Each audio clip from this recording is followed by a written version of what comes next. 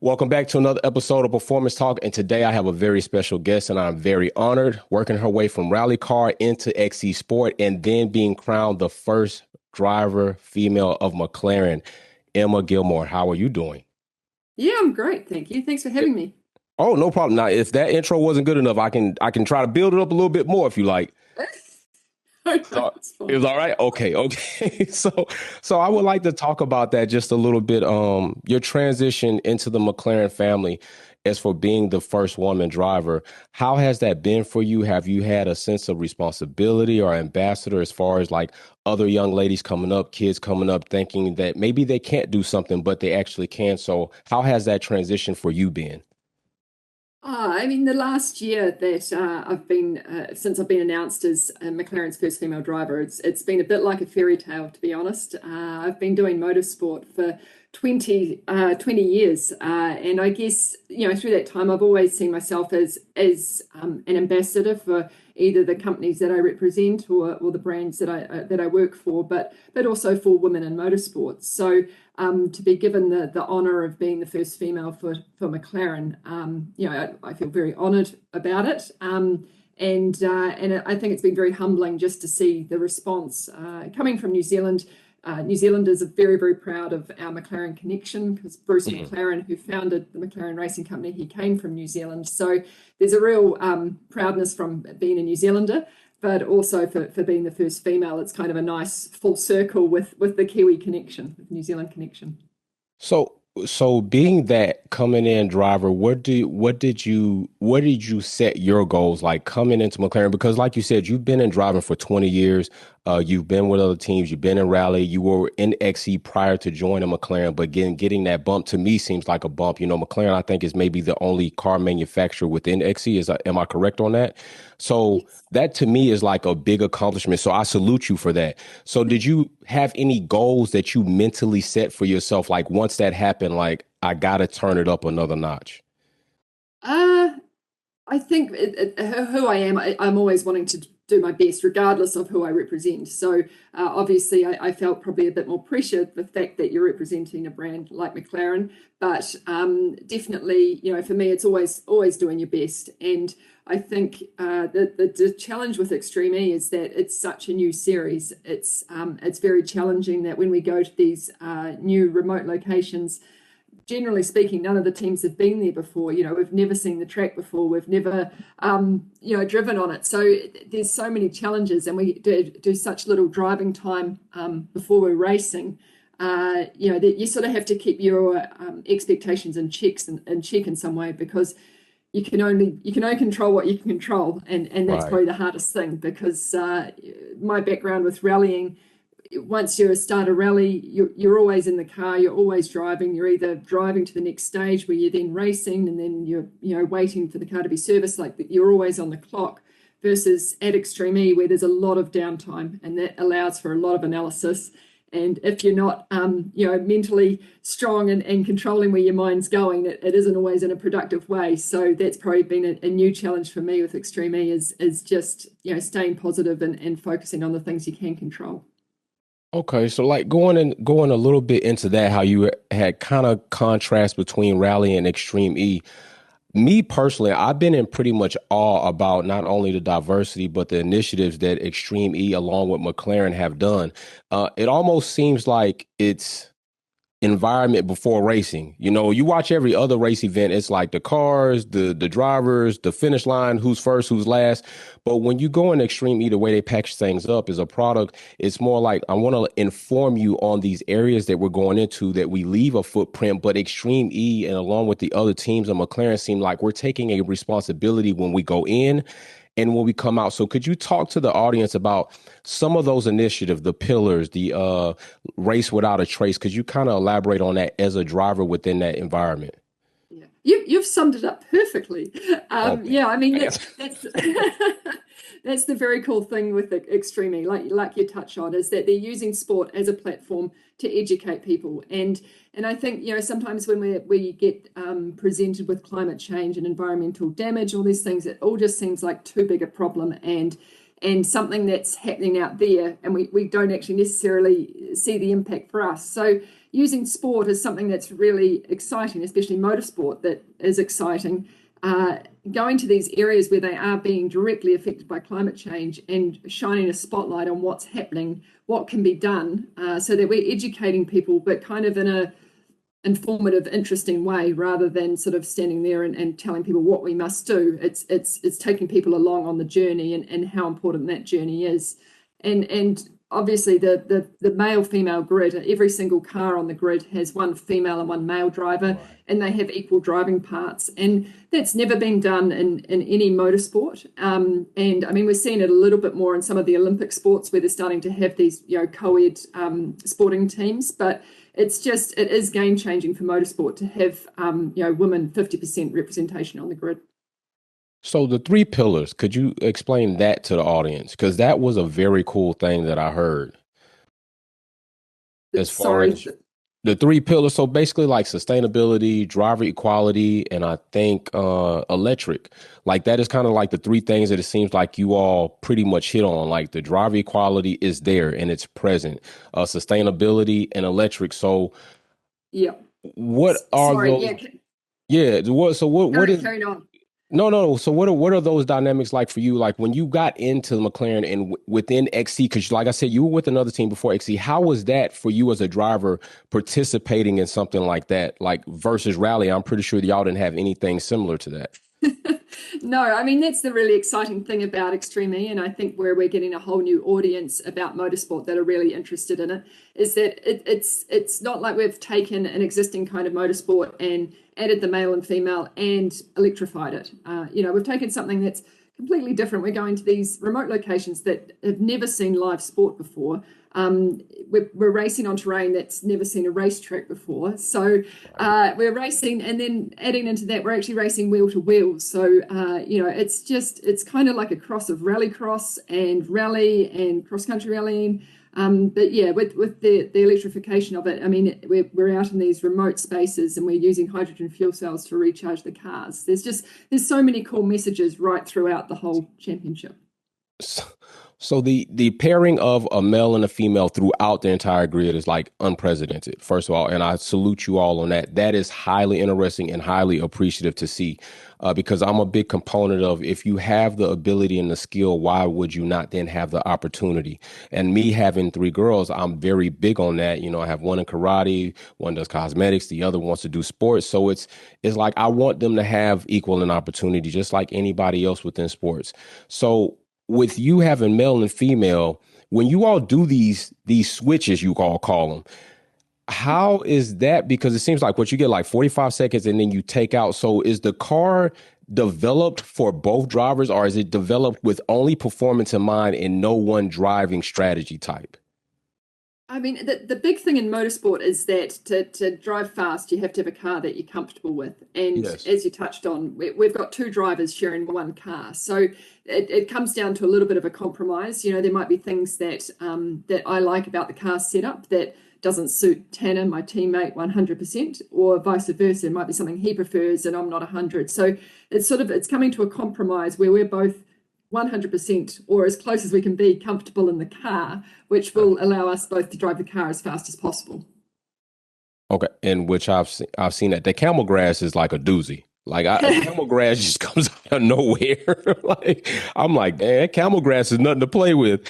So Yeah, let's go the let's go a little challenge. further. Go ahead. Go ahead. Sorry, I was just going to say that the part of the challenge with Extreme E, because of the environmental side of it, we're not doing unlimited mileage on the terrain. So Right. we'll basically get sort of one practice lap, and then we're racing. So when the lap is like 6 or 7 kilometers long over terrain that isn't a racetrack, it's almost impossible to know every single bump and hole and dip and camel grass, to try and avoid. So it's kind of racing a little bit by the seat of your pants. So you all get, I saw that you get one practice lap. How many practice sessions before qualifying are there? That I'm not clear Either, on. How many either, practice sessions? either one or two. One or two. So basically maximum 2 laps per driver before you go to qualify. Yeah. And then you have to hope you Wow. don't any problems or anything mechanical or anything, because then you've got even less time. So Then you it's lose that hugely, time. hugely. Yeah, That is very crazy. And challenging. now I know you all have this overdrive. So that's an attribute that you didn't have in rally because you don't get to have nitrous or scramblers in rally. So how is that having that additional amount of what is it, 5 seconds of extra power to try to overtake or make up for Yeah. time? How do you decide how you utilize that? It's a challenge because yeah, like you've touched on, we have a button on our steering wheel that once touched, it gives us 4 seconds of full power in the car. And if you can imagine racing the cars, because they're all the same car effectively, they're all a one make, so they're all powered very, very similarly. So it's almost like racing. Like you can't change down a gear and short shift and get onto a different boost curve or Right. anything. You're all accelerating at the same speed. So the hyperdrive is really crucial to being able to push it at the right time to maybe give you a bit of a boost to overtake someone. Now I've seen some very wild choices on driving lines, but I've seen some driving lines that look like they were not going to work turn out okay. Is this something that you all planned? Is this something that you all consider? Because you only get in like 1 or 2 practice laps. So is this more like I'm flying by the seat of my pants? I'm going to try this line, hyperdrive. Like, how do you decide if you're going to take that risk or not? Yeah, I mean, last year racing in Greenland, my teammate, there was a section at the end of the track that they called the rock garden. And when we walked this rock garden, it was if you're walking up to it with your normal road car, you'd think, okay, well, this is where I'm going to park my car and I'll walk to the beach from here because the rocks were huge. And you're thinking, I'm going to be driving, maybe 20 miles an hour over this, like it's pretty rough. And then by Right. the end of the weekend, like you're doing like 40, 50 miles an hour over these rocks. So coming into the final, it was just before the finish line, and my teammate, he needed to get past the cars in front, so he basically went where no man or woman had been before, and he went for an inside line where the rocks were even bigger. And it was a move that, if it had pulled it off, it would have been an absolutely amazing overtaking maneuver. Right. But sadly, the damage that happened to the car was just too big, and we ended up damaging the suspension, and we didn't get to the finish line. So it's definitely, when we're watching it, when we're driving it, we're as surprised sometimes as the spectators at home as to what's happening, because it's just so unpredictable because of the terrain, because of having the other cars around you that are also getting affected by the unpredictability of the terrain. So it's hugely exciting racing, and yeah, it makes it exciting to watch. Okay. So 2022 is McLaren's first time in XC Sports, right? This is your first season. You've been there prior. How do you feel like the learning curve is going for McLaren right now to make that push into the next season to hopefully be more competitive or as competitive as McLaren wants to be and has the nature to be? How do you feel that learning curve is going as far as whole as a team? I think we've done really well. I think it's always challenging coming into a series where all the other teams have a full season of experience behind Right.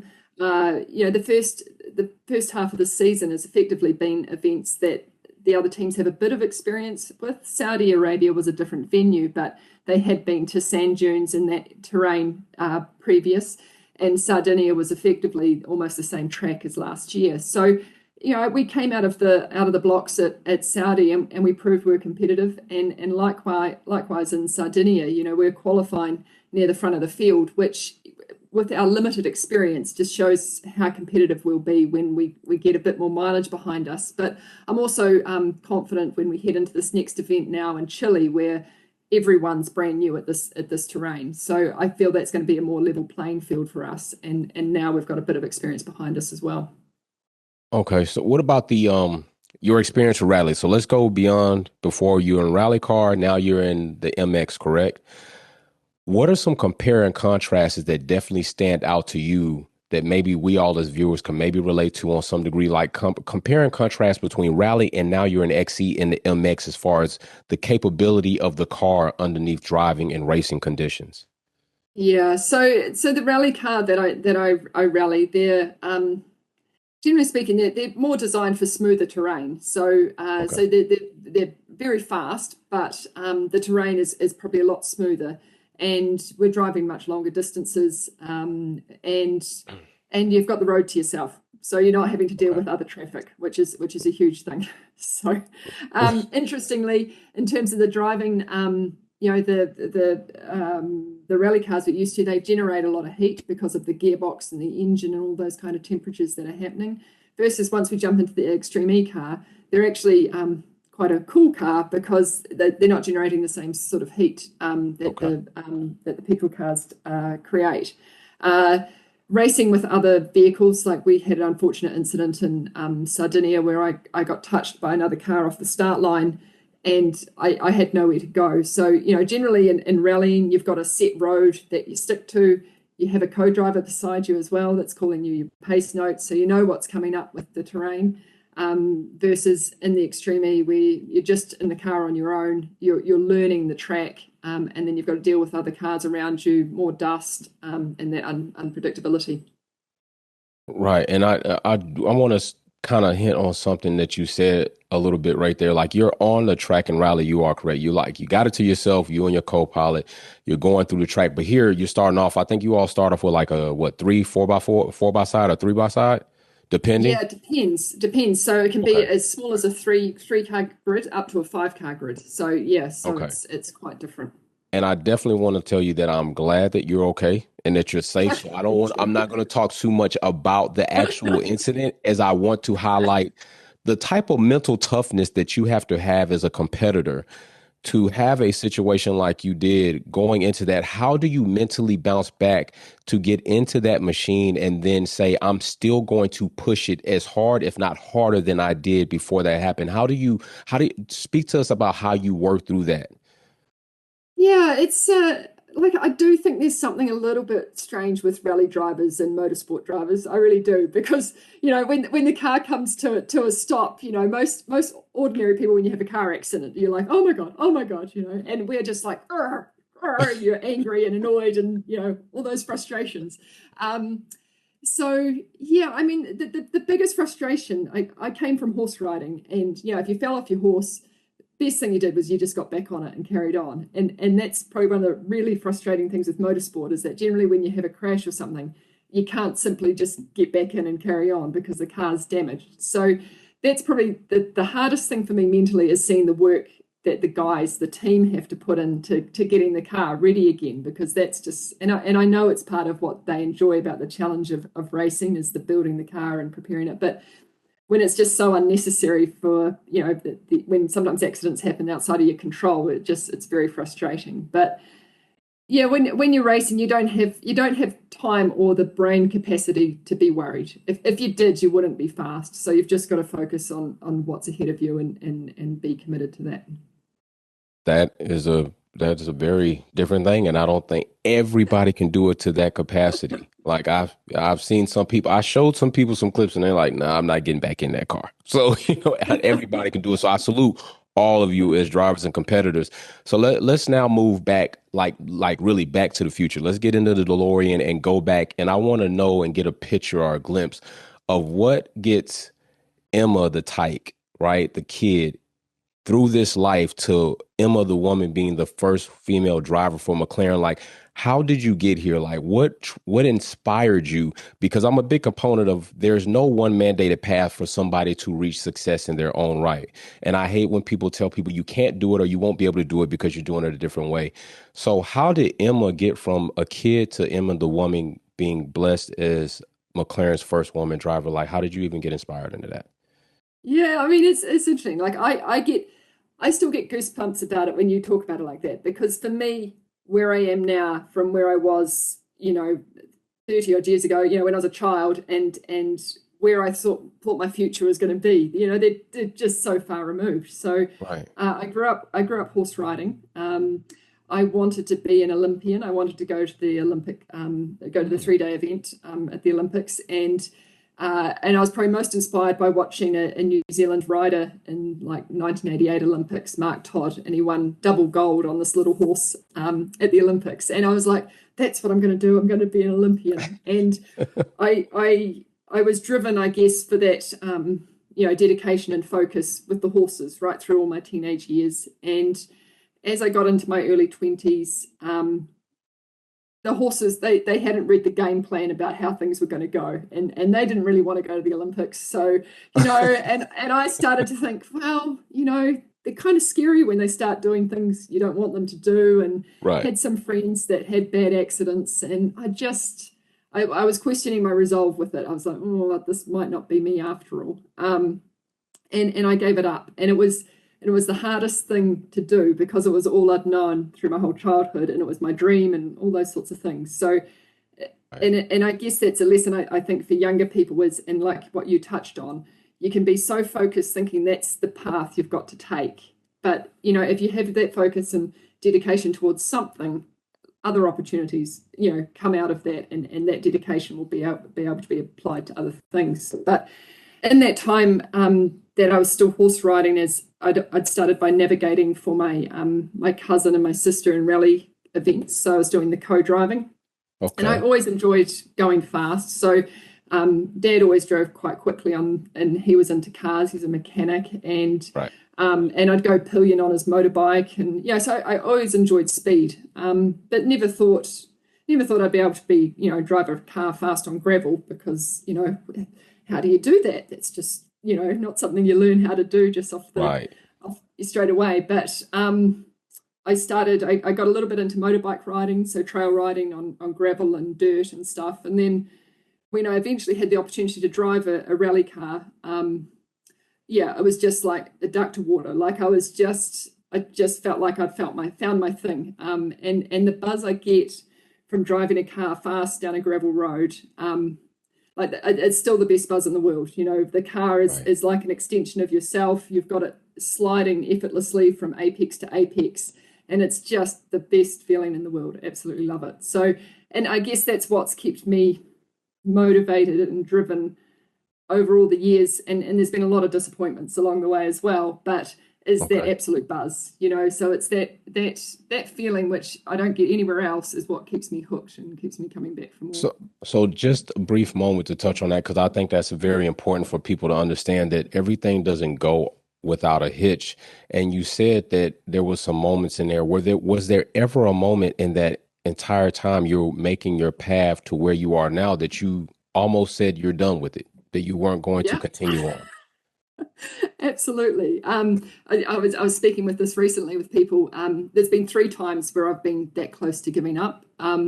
One time was when I'd had a very, very bad accident, and like I had a head injury from the accident. And when I came back to driving, I knew I was right again, but the team around me, I kept saying there was things wrong with the car, and they didn't believe me, and so they just said that we're just going to have to have our friend here. He's not going away. And and it was just so frustrating because I knew I hadn't lost my ability, but I didn't Right. have people around me, supporting me. So there was that. And then the most recent time wasn't that long ago, and it was when I just I couldn't get the car reliable, and so I was putting in all this effort and time, and I just felt so frustrated. So it's never been for a lack of love of the sport. It's been through a frustration of not getting the results that I want, and not having that support around me. But Right. and people ask me what I'm most proud of in my career to date, and it's actually the not giving up, which I'm most proud of, because there's so many times when the disappointment can be just so high, that giving up seems like a good option. But by not giving up, I've been able to come and be part of Mclaren'S story, which is it's a dream come true. Right. That is all. I'm glad that three times wasn't the charm for you. I'm glad you pushed past the three, because in that case, three times is not a good thing. Like everybody, that would have been horrible, and then you wouldn't be here. And I think that happens in so many people's Exactly. lives where that situation is just that one last barrier they don't push through. So I'm very happy and very appreciative of the fact that you can share that story with others. So for people seeing this, kids seeing this, young ladies seeing this, what would you tell them if they're at a moment in their life like that, or if they're in something somebody's telling them that it's probably not for you just because who you are? What would you say to them to motivate them to keep pushing forward? Oh, just listen to your gut. Like your gut is, if you believe in something and it's what you want to do, then and get the right people around you. It is impossible to succeed on your own. You need a good support network around you. So if you've got people that are telling you you can't do it, you need a different support team. You need the ones that can tell you you can do it. Emma said, just swap them out. Swap them Yeah, out. yeah. Well, Emma, listen, I really do appreciate your time. I really appreciate you being here. I'm very honored. I wish you the utmost amount of success that you can have, and you have my full respect. Doing what you've done, being where you've come from, and still you seem like such a very humble and appreciative person. And sometimes people lose track of that, like that tether to keep them down to earth and at least have some ability to reach out to other people. And I do wish you the best with McLaren. I wish you the best this season and any other season following this. Thank you very much. I've enjoyed our chat. Thank you. I have too. So that's another episode of Performance Talk. Thank you all for joining us. Please follow Emma McLaren as they are doing great things in XC and other areas of the motorsport and the environment. We will see you all next time. Just build it. Peace. Thanks for watching another episode of Wolfpack Performance. Don't forget to check out some of my other content on Formula One and motorsports topics. Like, share, subscribe, and we go live on the weekends. See you soon.